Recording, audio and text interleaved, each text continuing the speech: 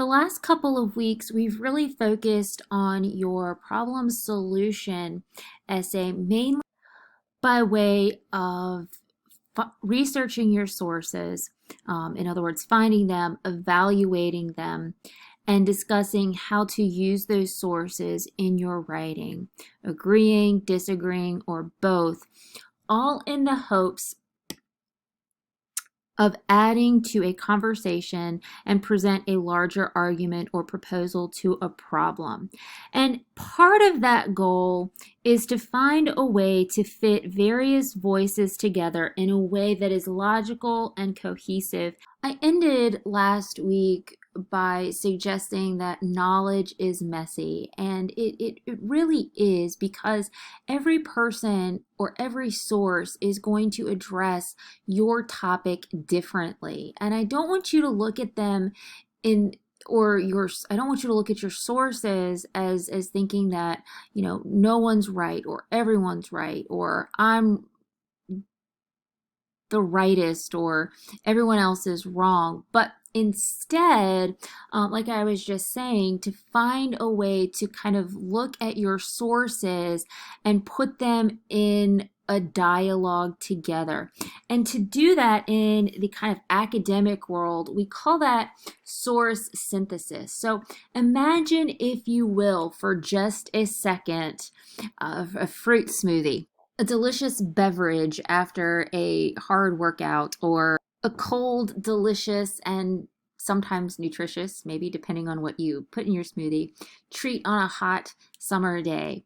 The image of a smoothie is one that I think really illustrates the point of source synthesis. Think about what goes into a smoothie. It's various pieces of fruit, sometimes yogurt, but it's all different pieces of something. And they don't necessarily all fit together or go together in a way that's easily digestible. In order to get those various pieces of fruit together in a way that is digestible or something that we can swallow, we have to blend them together smoothly.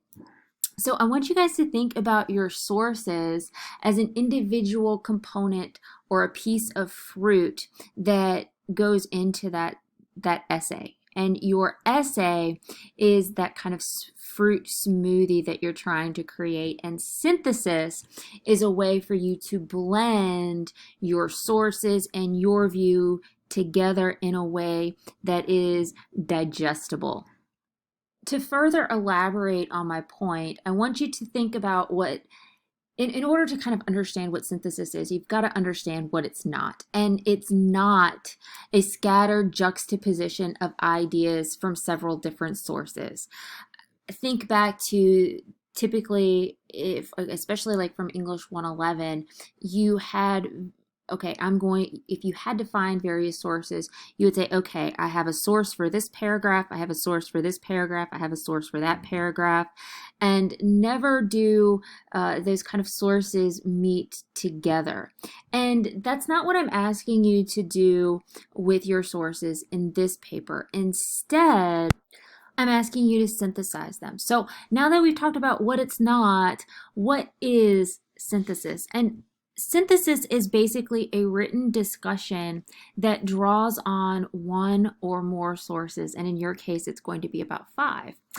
It follows your ability to infer relationships among essays, articles, and other various sources that you found for your essay. And this process is really, it's not really new for you, since you infer relationships all the time between, think about something you've read in the newspaper and something you've seen for yourself. You guys process information from different sources all the time to reach a conclusion. And that's what synthesis is all about. You've got the skills to do this. And these skills you've already been practicing, especially with your annotated bibliography. Before you're in a position to draw on relationships between various sources, you have to understand what those sources say. In other words, you have to be able to summarize them. And by and large, with your annotated bibliographies, you've already done that. At the same time, you must go beyond summary to make judgments. Judgments, of course, based on your response to the author's arguments. You've already drawn some sort of conclusion about the author's point, whether you've articulated it at this point or not. And finally, you've already drawn some conclusions about the quality and validity of these sources through your evaluation. And you've also figured out by now whether or not you agree or disagree with the points made in your sources and the reasons why. The point that I'm trying to make is whether or not you realize it or not, you've already started the process of synthesis in your mind. Now, what I'm asking you to do is to go beyond the critique of individual sources to determine the relationships among them.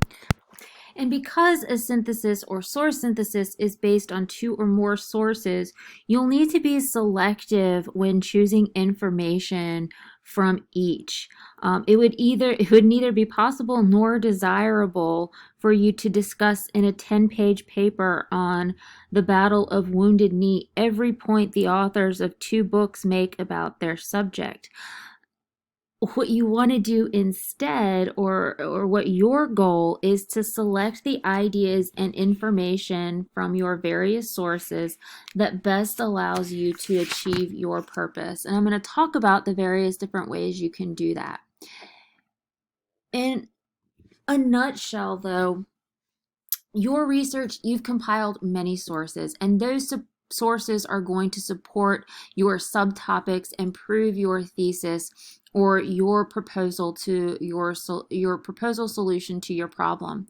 And the synthesis is going to integrate information from 2 or more sources to demonstrate how those sources not only work together, but how you can reach your interpretation and your position. And I know that sounds a little bit confusing, so I'm going to try to demystify this a little bit more. So, how do I achieve my source synthesis? What do I need to integrate? How do I synthesize all of these sources? And the first thing that you want to look at when you're looking at the sources on the same topic or the same question is you want to look at various ways of comparing them.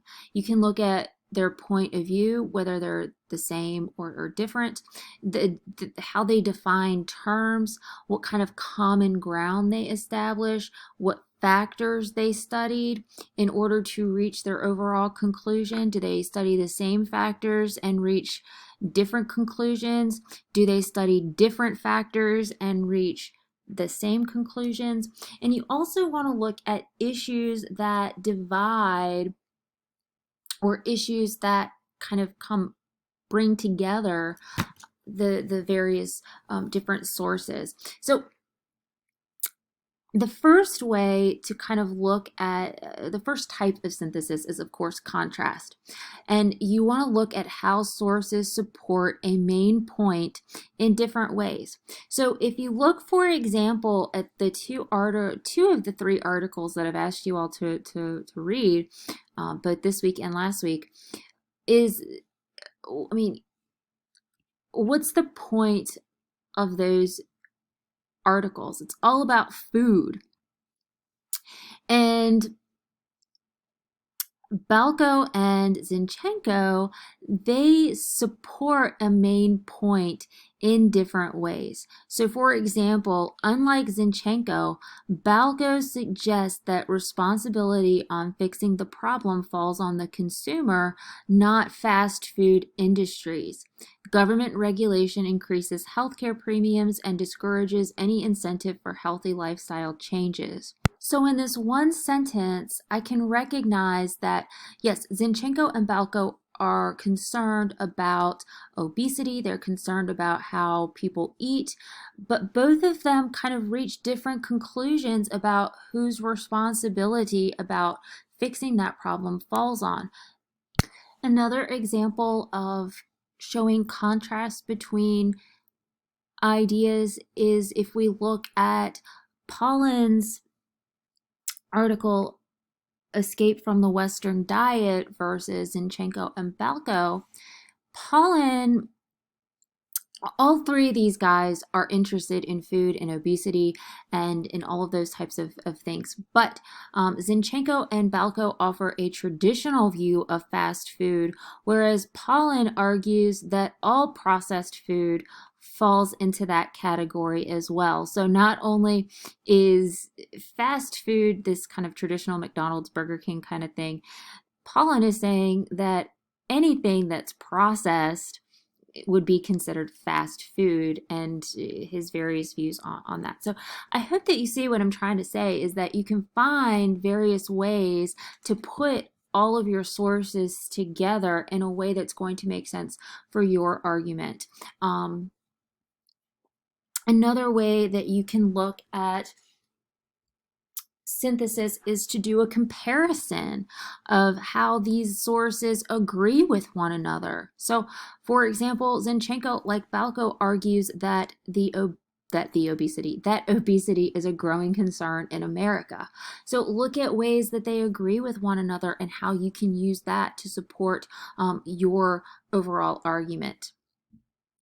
Another type of synthesis is accumulation, and I don't mean the accumulation of snow, but more of the accumulation of knowledge, how one source builds on the ideas of another. So for example, while Balco posits the dangers of government interference in our diets, Michael Pollan argues that the food and pharmaceutical industries already influence our dietary choices, whether we're aware of it or not. So you can see how I'm taking the ideas from Balco and applying them or combining them with the ideas found in Escape from the Western Diet. Another way you can look at accumulation, another example of accumulation, is Michael Pollan suggests that how we think about food and health is just as damaging as our diets themselves. Mary Maxfield critiques his 3 rules of eating to create her own. And if you look at the article by Pollan versus the one by Mary Maxfield really uses Pollan's argument to build her own argument about how we eat and how food relates to our lives and all that kind of thing. So depending on, no matter which way you choose to kind of put your sources together, one way to really consider your synthesis, or one way to help you achieve your synthesis, is through the OCIE method, where you observe, cite, interpret, and evaluate. And the first step in this kind of synthesis is to observe a connection between the text. And you want to establish that observation in your own words. So it doesn't matter. I mean, there's no right or wrong way. Your observation is going to be unique to you, but you want to make sure that you observe a connection of some way between the text. The next step is to cite those sources using verbs of attribution, where you introduce or cite your first source through either a quote, paraphrase, or summary or combination of the 3.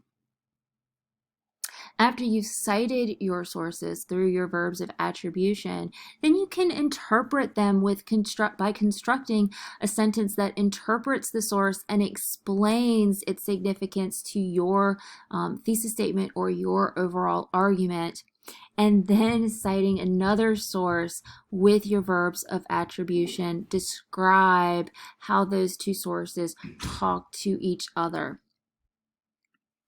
After you've cited and interpreted your sources, you can evaluate them by constructing a sentence that shows how these two sources talk to one another and explain how they relate to your view or your position to show the connection or relationship between the sources.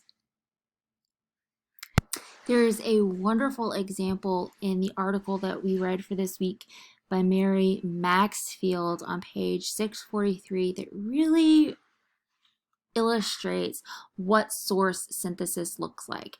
And I'm not going to read it verbatim because it's rather lengthy, but if you look at the paragraph on page 643 that begins with a growing group of academics, where she says they have examined the research on obesity at length and have discovered fundamental flaws behind perceptions of fatness, diet, and health. Law professor and journalist Paul Campos notes that lies about fat, fitness, and health not coincidentally serve the interest of America's $50 billion per year diet industry.